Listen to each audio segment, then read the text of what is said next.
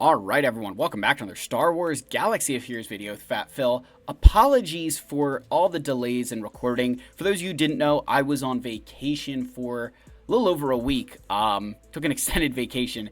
It was lovely. I would not say relaxing because I was chasing toddlers up and down the beach, but it was so much fun. It was great to be away with my wife and her family. So I kind of took the time to really disconnect from the game a little bit. I still logged on, did my dailies and stuff, but I didn't even join my guild's territory wars. I took GAC a lot less seriously for a while, so we'll kind of be covering all that stuff and then kind of giving an update even just on the game. What have I missed? What's happening? Is this stuff good? Is it bad?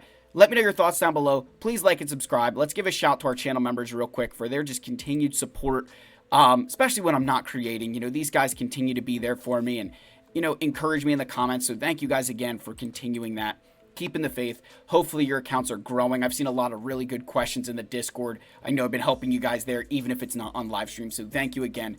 Let's get into our video here and talk about the account, the game, and a whole bunch of other jargon.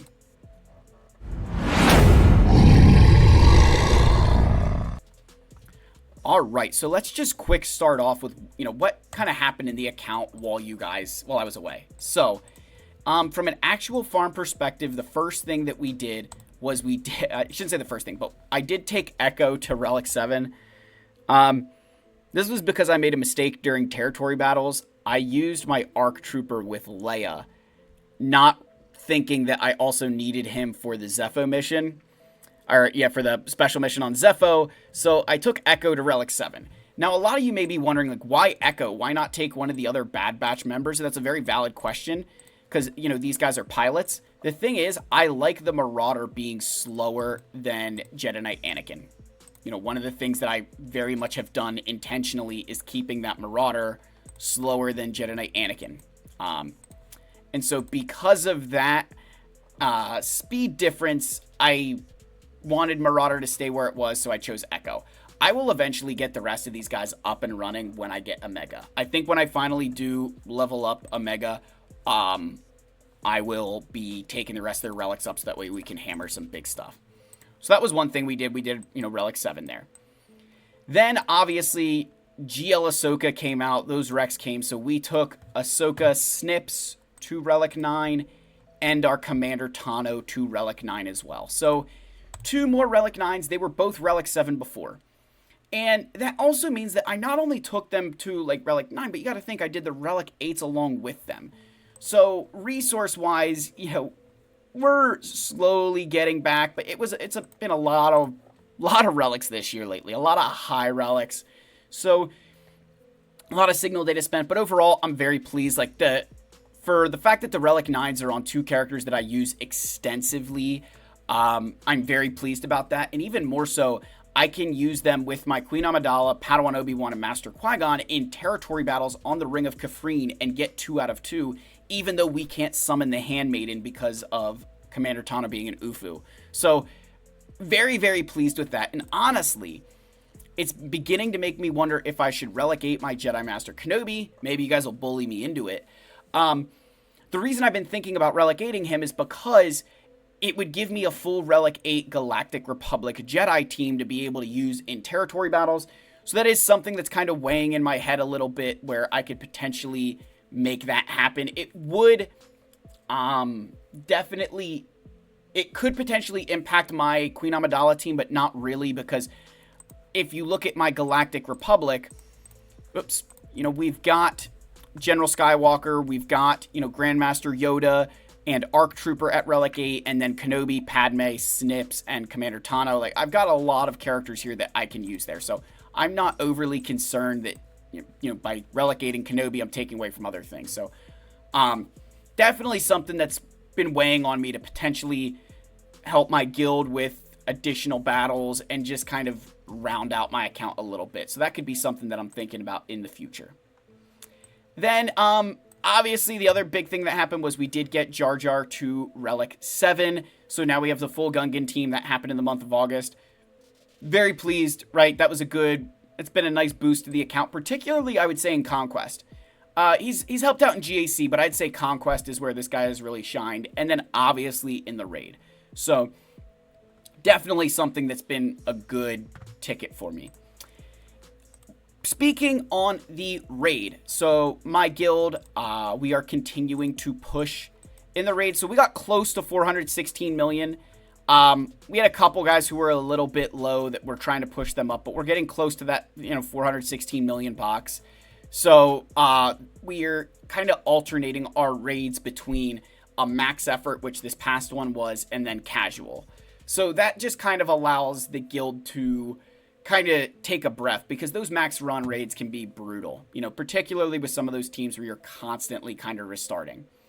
That actually put us pretty high on the global leaderboards. However, you do have to note that, like, what's the wording I want to use here? We would want to note that, like, this isn't a complete list, because once you start a new raid, this kind of goes away. So I would love to see where we would actually end up if we weren't, if this wasn't kind of constantly being reset. So we scored 408, just pretty good. You'd say we just missed it, but you think that's 400,000 points per player. That's a significant margin. That's a pretty decent margin there. So that was a good haul for the guild. So while I was away, though, I said I kind of took a break, from other things. So I didn't join Territory Wars for the week. I kind of just disconnected there. And then from Grand Arena perspective, I was not able to give it my fullest intention. And a lot of that was due to, like, datacrons, if I'm honest. And I just want to say something that I saw. You guys will kind of see where I go with this. But I was on Facebook, and I saw somebody post this thing in one of the Swago groups of this guy lost a GAC, and he messaged his opponent and said, he called him a datacron merchant. And I just lost it, because my friends and I all call each other, like, they're, somebody's this kind of merchant, like, especially like soccer terms, Mbappe's just a pace merchant, or, same. And I'm an expert on the matter because I'm literally just a pace merchant myself. But, it was just so funny to see datacron merchant. And I kind of could sympathize with the player for saying, like, you only won because of your datacrons. Because, like, I've lost a lot of GACs because I didn't have as many datacrons. I did delete all of my initial set. I did delete that other set. So we're starting to build the new one because GAC's over, so there's no reason to keep the, Galactic Republic ones. But I went 0-3 when I was on vacation, kind of like in between it and starting it. I went 0-3, fell really far down on a Kyber 2, and then went 3-0. So the first opponent I faced was Scarton here. 12 million account, pretty solid account overall. But we ended up winning 795 to 441. I dropped a good bit of battles, honestly. But the big thing here was Jar Jar kind of holding down the back line. That was a nice, Gungan's kind of holding down the fort there. And then my fleets did perform well there, getting holds on Leviathan and Executor, which made sense because my opponent set Executor, set his Leviathan, and then set Negotiator as well. So Profundity might have failed him, and whether he tried Profundity on the Leviathan and then, cleaned up, like, that's what my gut assumption would be. And then we also got holds with Ray here. So pretty solid first round there, kind of easing back into it. Then we went up against the Legend Ren, which a player with similar galactic power to myself. I think I had them beat by about 150 million, or 150,000, sorry, galactic power. And again, I didn't put up a great score, but our walls, our front wall, they got through with just one drop on this dash team with the Nestcron. And then back wall, you guys will see Jar Jar again kind of holding down the back wall. So I was like, oh, wow, Jar Jar's kind of holding the back wall. But then I saw over here that they had made a mess of this front wall between Rey, Trench, Queen Amidala, and Reva. So again, this kind of was, I was like, okay, like that was a pretty convincing win there in terms of good defensive performance. Then I came up against Quan the Seeker, which this guy, 9.6 million galactic power, probably the lowest player that I've faced. And just to show you guys, this is probably one of the best players I've ever come across in terms of just like only 4 galactic legends. And when you go to the ships, no Leviathan or Profundity. And this guy does not have, I mean, like just, keep to show you just how mismatched this was. Knowing no Reva, no Grand Inquisitor, no Reva. No Bo-Katan. Let's see, did he have Jedi Knight Cal? I'm trying to remember if he did have Jedi Knight Cal or not. He does have Jedi Knight Cal. No JML, though. what's the other one that I was trying to look and see if they had? Ufus, they did have good Ufus. I knew that. They did have good unaligned force users here between the Malicos team and Starkiller, so that was fine. But yeah, you know, this was I was kind of like, okay, like, and this is probably my fault. I will say this before I show you guys kind of the board. I made the mistake of not really adjusting my defense against this guy. I should have put a heavier defense down. But look at these Datacrons. And that's kind of what I was getting at with that whole, you know, Datacron merchant thing. Hats off to this guy, like taking advantage of the Datacrons and saying, I've got a lower level account, but if I can get more Datacrons than my opponents, I can make their life a living hell. And that's exactly what he did for me on 2 of his teams. So I was moronic but I went up against this Treya team and just got, my Sith Eternal got shellacked. I wasn't able to get ultimate off. I got ability blocked, cooldown increased. It was a mess. I should have brought more units there. That was a mistake. Then I decided to use my bounty hunters. Or what team did I try to use next? I think I tried to use Sith Empire next, which was very stupid. But I did kill Treya and Talon with that team, with the Sith Empire team, and then I cleaned this up with bounty hunters, so like wasted a couple battles there. And then over here, this Luthen team, I was trying all sorts of stuff, and then I was like, wait a second, I still have Darth Treya, and that was like an easy win. I would have got that first try. So I was just being an idiot, like so much. And with this guy, from looking at his history after the fact, of course, like I would have changed defense and stuff. The only way this player was winning GACs was when his opponents couldn't clear him. If they could clear him, he was losing. And a lot of that has to do with the fact of ships. So he didn't touch any of my ships after he opened up the walls. But he did drop against my Jabba, which was a planned 2-shot for him. He 2-shots it. And then he dropped against the Dash Rendar team down here. Then he went clean through the back wall. And then on the front wall, I was, you know, very impressed. The team he dropped against was Trench. And so at that point, even after the Trench drop, if you look at this score real quick, I'm just going to do the quick math here. So just to show you guys, so it was a difference of 460 between our scores there. You get 219 for clearing ships.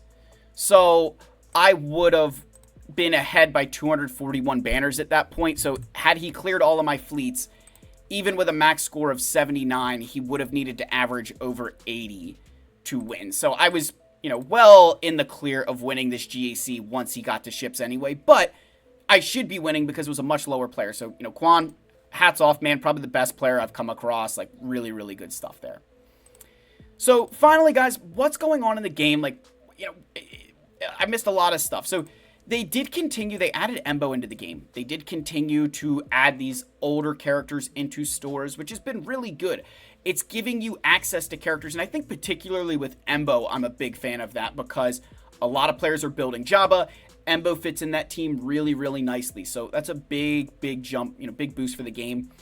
And that's kind of been this trend with a lot of the characters that have also gone into the Galactic War Store, that it's just making your life a lot easier to make that progress towards some of those older farms.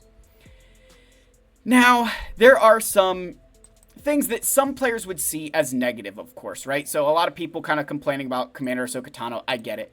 This Conquest, I did notice that a lot of feats are reliant on new stuff or more encourage you to use newer things, with Imperial Remnants and Night Sisters having global feats, and then Master Qui-Gon surviving, and 4 Gungans in the squad. Like, those are not the easiest feats to use, if we're all being perfectly honest with ourselves, right?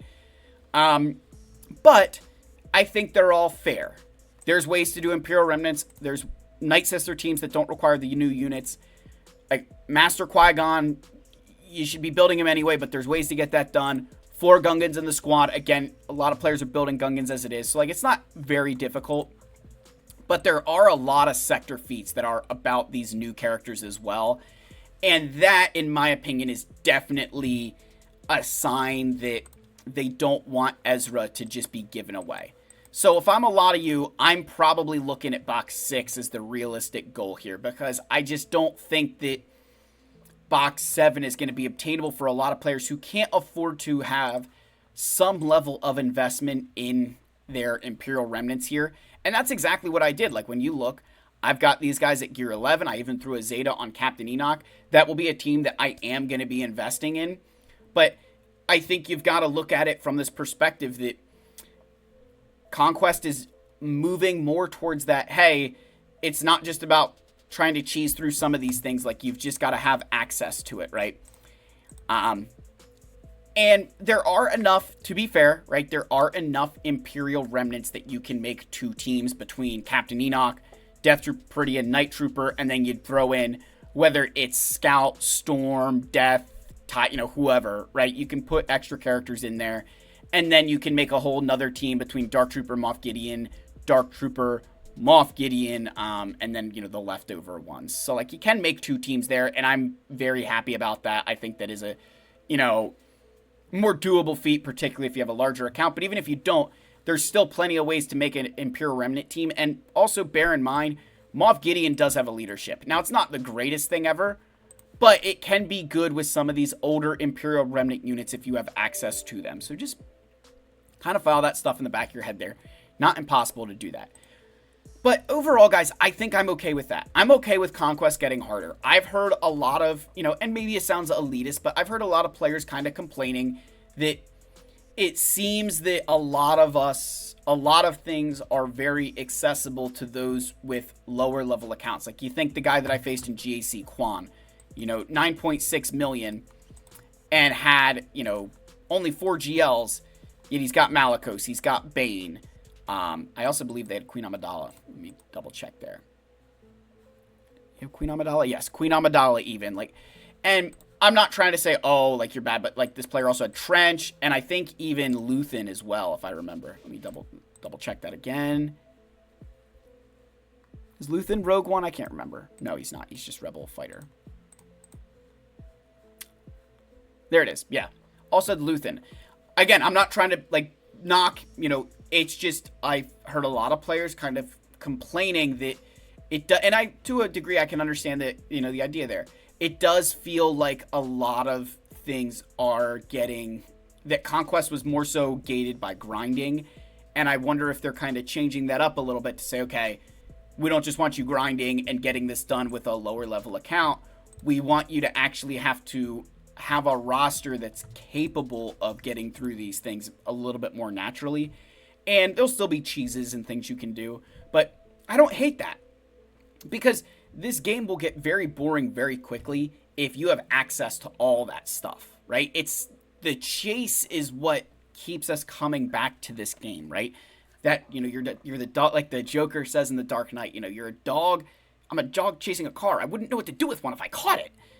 And that's kind of how I feel with farming. Like, when I don't have a character that I can farm on my hard node, I'm like, I'm losing my mind. Joker impression, you guys let me know how that works. But I think that's kind of what they're trying to do, is say, what? We want you to have to chase more things. We don't want you catching the car and then being like, what am I supposed to do now? Like, the chase is the fun part, right? Like, that's the part of it that's, like, really fun, and just another anecdote, if you will. I heard a story about this guy who was, he was in Delta Force, and it was about when they were going after Saddam Hussein, which I don't know if I'm allowed to say his name on YouTube or not. We'll find out. I'm so small, it doesn't matter. But, he was talking about it, and he said how, after they caught him, he was just like, well, what do we do now? And it was on to the next thing, right? But for, years they'd been working towards this goal, and then they finally found him, and they're like, on to the next guy. It was this, and it rung true for me with Star Wars Galaxy of Heroes, that once you do get something and you're like, well, it's on to the next thing, but you get this, brief moment of hey, cool, but then it's just right back at it. And so having that thing to chase is what keeps you coming back. Imagine that you get everything and then you're just like, well, I'm waiting for them to release something, and then they release it and you're like, well, I can't farm it yet because it's not on a node. So don't be upset if content gets gated by certain things. That's a good thing. It means that they're trying to get you to chase other things, that they don't want you getting to that finish line right away, because then you won't keep playing and you won't have a game to play. So let me know your thoughts. I don't know if all that makes sense, but I love you guys so much. Thank you again for putting up with all the sporadic uploads and everything. We're going to get more consistent here. I know I've been saying that for a while, but we're going to try. I really appreciate you all. Again, like, subscribe. If you're still watching right now, in the comments, Wampa is king. We're going back to it. I love you all, guys. May the force be with you. And I'll see you in the next one. Cheers, my friends.